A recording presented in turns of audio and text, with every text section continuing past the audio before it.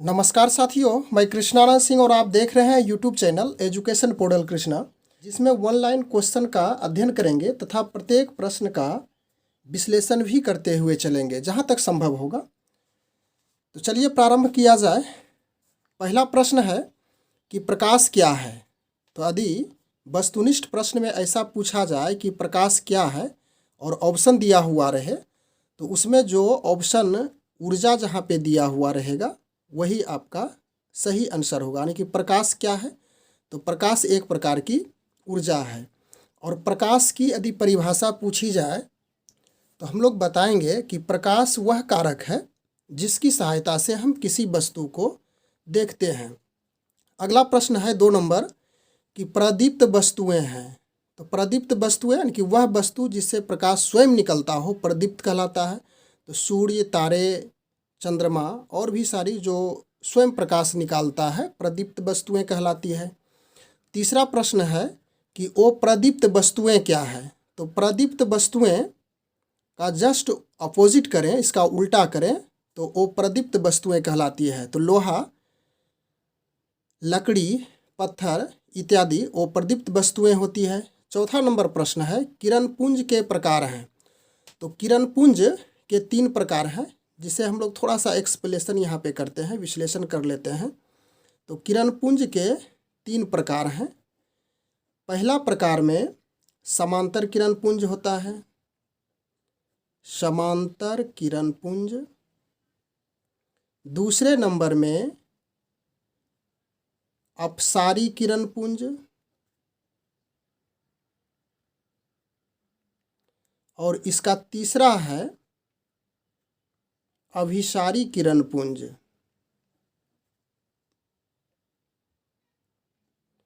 तो समांतर किरण पुंज में इसमें यानी यह 1 नंबर का है, यह 2 हो गया और यह 3 हो गया। यानी किरण पुंज के 3 प्रकार हैं। तो समांतर किरण पुंज में नंबर 1 में एक दूसरे से जो प्रकाश की किरणें जाएगी समानांतर जाएगी इस प्रकार से। उसके बाद दूसरा में था अपसारी किरण पुंज। तो अपसारी किरण पुंज में एक जो प्रकाश स्रोत है वहाँ से जब किरणें निकलेगी तो इस तरह से वह फैलती हुई चले जाएगी, जिसे हम लोग अपसारी किरण पुंज कहेंगे। और तीसरा नंबर में जो अभिसारी किरण पुंज था, तो उसमें एक बिंदु पर किरणें यानी कि प्रकाश की किरणें जा कर के मिलेगी, यानी इस प्रकार से। तो यहाँ से आपका प्रकाश स्रोत होगा लाइट सोर्स, और यह एक बिंदु पर मिल जाएगी। उसके बाद 5वां नंबर प्रश्न है पारदर्शी पदार्थ है। तो पारदर्शी पदार्थ की यदि परिभाषा हम लोग जानते हैं तो उसे चुन सकते हैं, वह पदार्थ जिससे प्रकाश आसानी से गुजर जाता है। तो इसमें कांच होगा जो पारदर्शी है, पानी हो जाएगा। तो जैसा ऑप्शन रहेगा उसी अनुसार से आप सही चिन्ह मारेंगे। 6ठा नंबर प्रश्न है कि अपारदर्शी पदार्थ है, यानी कि वह पदार्थ जिससे प्रकाश नहीं गुजरता हो अपारदर्शी पदार्थ कहलाता है। तो इसके अंतर्गत लकड़ी, लोहा, पत्थर इत्यादि होगा। 7वां नंबर है पारभासी पदार्थ। तो पारभासी पदार्थ की परिभाषा से ही स्पष्ट हो जाएगी कि वह पदार्थ जिससे कम मात्रा में प्रकाश गुजरे। तो इसमें उदाहरण स्वरूप गुब्बारा, तेल लगा हुआ कागज़ इत्यादि होगा। उसके बाद 8वां नंबर प्रश्न है कि प्रावर्तन के नियम हैं। तो प्रावर्तन के 2 नियम हैं। यह इस चैप्टर का महत्वपूर्ण प्रश्न कह सकते हैं। तो इसको थोड़ा सा हम लोग यहाँ पे समझ लेते हैं कि यह समतल दर्पण है और यहाँ से प्रकाश स्रोत है जिसको लाइट सोर्स भी कहेंगे। प्रकाश स्रोत, जब प्रकाश की किरणें निकलती है तो इस समतल दर्पण से, यह हो गया समतल दर्पण, समतल दर्पण से टकराकर इस दिशा में वह परावर्तित हो जाती है। और यहाँ इस स्थान पे इसको चलिए सूचित करते हैं AOB, और इस स्थान पे अभिलंब डालेंगे, तो इसको N करते हैं। तो यह हो गया आपतन कोण, इसको कहेंगे आपतन कोण। यह हो गया परावर्तन कोण जिसे R से सूचित किया जाता है। तो इसका दो नियम है। पहला नियम है कि आपतित किरण, यह आपतित किरण हो गई, आपतित किरण, यह हो गई परावर्तित किरण, और यह अभिलंब हो गया, अभिलंब। यानी आपतित किरण, परावर्तित किरण और आपतन बिंदु पर डाला गया अभिलंब तीनों एक ही समतल में होता है, यानी कि तीनों एक ही तल में होता है। तो पहला नियम हुआ। और इसका दूसरा नियम है कि आपतन कोण, यानी AON इक्वल होगा कोण NOB के, NOB के। तो इसका दो नियम है परावर्तन के कि आपतित किरण, परावर्तित किरण और आपतन बिंदु पर डाला गया अभिलंब तीनों एक ही तल में होता है। और उसके बाद दूसरा है कि आपतन कोण बराबर परावर्तन कोण होता है। 9वां नंबर प्रश्न हम लोग देखते हैं। समतल दर्पण से बना प्रतिबिंब होता है। तो समतल दर्पण से हमेशा आप याद रखेंगे कि काल्पनिक यानी कि आभासी प्रतिबिंब ही बनता है। उसके बाद 10 नंबर प्रश्न, प्रतिबिंब के प्रकार हैं। तो प्रतिबिंब के दो प्रकार होते हैं। पहला आप कह सकते हैं वास्तविक प्रतिबिंब, वास्तविक प्रतिबिंब यानी कि रियल इमेज, और दूसरा है इसका काल्पनिक, या तो इसका अन्य नाम है आभासी, आभासी प्रतिबिंब। कुछ और भी प्रश्न हम लोग समझ लेते हैं इसमें कि प्रतिबिंब से संबंधित, कि वास्तविक प्रतिबिंब हमेशा उल्टा होता है, यानी कि वस्तु के सापेक्ष उल्टा होगा और इसे पर्दे पर प्राप्त करेंगे। और काल्पनिक प्रतिबिंब हमेशा सीधा होता है, जिसे हम लोग पर्दे पर प्राप्त नहीं कर सकते हैं। आगे है 11 नंबर प्रश्न, दर्पण के प्रकार हैं। तो दर्पण 3 प्रकार का होता है। पहला है समतल दर्पण, उसके बाद दूसरा है अवतल दर्पण, और तीसरे में हो जाएगा उत्तल दर्पण। यानी दर्पण के 3 प्रकार, समतल, अवतल और उत्तल। तो समतल दर्पण इस प्रकार से आप बना सकते हैं। समतल दर्पण को एक सीधी यानी सरल रेखा में कांच होगी, इसके दूसरे भाग में कलई किया हुआ रहेगा, सिल्वर ब्रोमाइड की परत रहती है, और इस भाग में आपका परावर्तक सतह रहता है, परावर्तक सतह। और अवतल की बात करें तो अवतल दर्पण इस प्रकार से होगी, इस भाग में कलई किया हुआ रहेगा, परत चढ़ी रहती है, और यह भाग, यह जो धंसा हुआ भाग है, यह हो गया परावर्तक सतह। उसके बाद उत्तल दर्पण में इस भाग में, धंसे हुए भाग में कलई किया यानी कि पेंट किया हुआ रहेगा, और इस भाग को परावर्तक सतह कहेंगे, यानी कि जिधर से फेस यानी कि चेहरा देखा जाता है। तो यह दर्पण के प्रकार हो गया 3, जिसमें समतल, अवतल और उत्तल हैं। अगला प्रश्न 13 नंबर है, समतल दर्पण से प्रतिबिंब पार्श्विक रूप से होता है। तो समतल दर्पण की जो विशेषताएं हैं, तो उसमें एक पार्श्विक होता है। वह पूछा जा रहा है कि समतल दर्पण से जो प्रतिबिंब बनता है पार्श्विक रूप से क्या होता है। तो यह हमेशा उल्टा होता है। इसको यूँ समझें कि यदि आप समतल दर्पण के सामने खड़ा हो जाएं और अपने बाएं हाथ को उठाएंगे तो आपका दायां हाथ उठता हुआ महसूस होगा, तो वही पार्श्विक रूप से हुआ। या तो इसको और भी समझें कि आप अपने बाएं हाथ यानी बाएं जो कान है उसको यदि पकड़ेंगे तो दर्पण में जो प्रतिबिंब आपका काल्पनिक बनेगा वह दायां दिखेगा। 14 नंबर प्रश्न है, गोलीय दर्पण का मध्य बिंदु है। तो गोलीय दर्पण में जिसमें अवतल या तो उत्तल कोई भी यदि दर्पण लेते हैं तो इसका बीचों बीच, जैसे ए और बी एक अवतल दर्पण, तो इसका बीच का जो भाग यहाँ है तो इसको पोल यानी कि ध्रुव कहा जाता है। तो यही पूछा जा रहा है कि गोलीय दर्पण का मध्य बिंदु क्या कहलाता है, तो ध्रुव कहलाता है।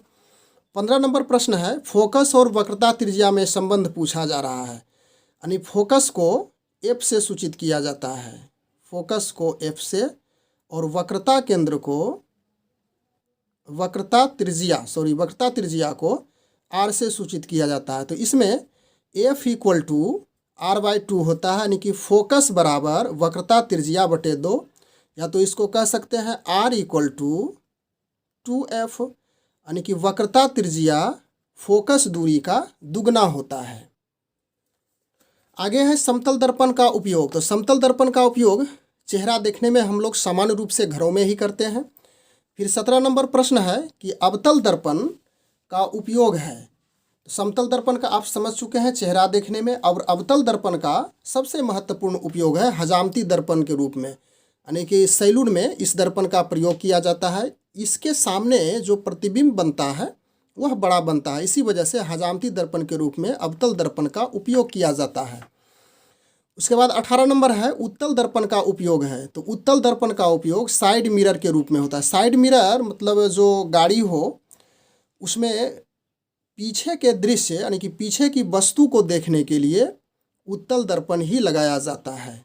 इसकी सहायता से वस्तुएं स्पष्ट रूप से दिखती है। यानी कि उत्तल दर्पण का उपयोग पूछा जाए तो कहना है कि यह साइड मिरर यानी गाड़ी के साइड मिरर के रूप में किया जाता है। 19 नंबर प्रश्न है कि उत्तल दर्पण से हमेशा बनता है। यही प्रश्न है कि उत्तल दर्पण से हमेशा काल्पनिक प्रतिबिंब बनता है। अगला प्रश्न है 20 नंबर कि अवतल दर्पण की वक्रता त्रिज्या और फोकस दूरी, यानी कि यदि अवतल दर्पण की बात की जाए, इस प्रकार की दर्पण की, यह अवतल दर्पण हो गए, तो इसमें फोकस दूरी एफ और वक्रता त्रिज्या आर, तो यह हमेशा ऋणात्मक होती है, यानी कि निगेटिव, यानी एफ भी निगेटिव और आर भी निगेटिव। जब हम न्यूमेरिकल प्रश्न को हल करेंगे तो वैसी स्थिति में यदि एफ का वैल्यू दिया हुआ रहे 20 सेंटीमीटर तो एफ इक्वल टू -20 सेंटीमीटर लिखेंगे, और उसी प्रकार वक्रता त्रिज्या यदि दिया हुआ रहे तो एफ भी ज्ञात कर सकते, या तो एफ रहे तो वक्रता त्रिज्या भी ज्ञात करेंगे, लेकिन वह हमेशा ऋणात्मक होती है। अगला प्रश्न है 21 नंबर कि उत्तल दर्पण की वक्रता त्रिज्या और फोकस दूरी होती है।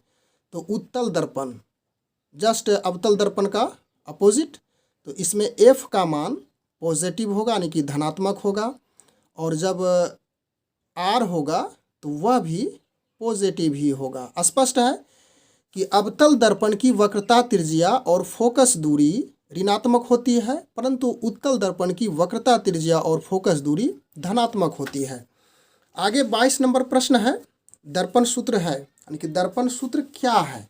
तो दर्पण सूत्र को हम लोग इस प्रकार से याद रखेंगे 1/v + 1/u = 1/f, जिसमें यहाँ पे समझ लेते हैं कि v इक्वल टू हो जाएगा प्रतिबिंब की दूरी, प्रतिबिंब की दूरी, u इक्वल टू वस्तु की दूरी, और f इक्वल टू फोकस दूरी। 23 नंबर प्रश्न है प्रतिबिंब की ऊंचाई और वस्तु की ऊंचाई का अनुपात होता है। तो यह आवर्धन होता है जिसे m से सूचित किया जाता है। m बराबर तो प्रतिबिंब की ऊंचाई h'/h, यह आवर्धन निकालने का फॉर्मूला है, यानी कि प्रतिबिंब की ऊंचाई वस्तु की ऊंचाई के अनुपात को आवर्धन कहा जाता है। समतल दर्पण से बनता है। अगला नंबर प्रश्न 24 नंबर है। तो समतल दर्पण से इसकी चर्चा हम लोग पीछे भी किए थे कि आभासी यानी कि काल्पनिक प्रतिबिंब हमेशा प्राप्त होता है। और 25 नंबर प्रश्न किरण के दिशा में मापी गई दूरी होती है। तो यह चिन्ह परिपाटी के अनुसार से होता है, चिन्ह परिपाटी। तो हम लोग यहाँ वन लाइन यानी कि वस्तुनिष्ठ प्रश्न से संबंधित प्रश्नों का अध्ययन कर रहे हैं, इसलिए ज़्यादा डिटेल में जाने की आवश्यकता नहीं है।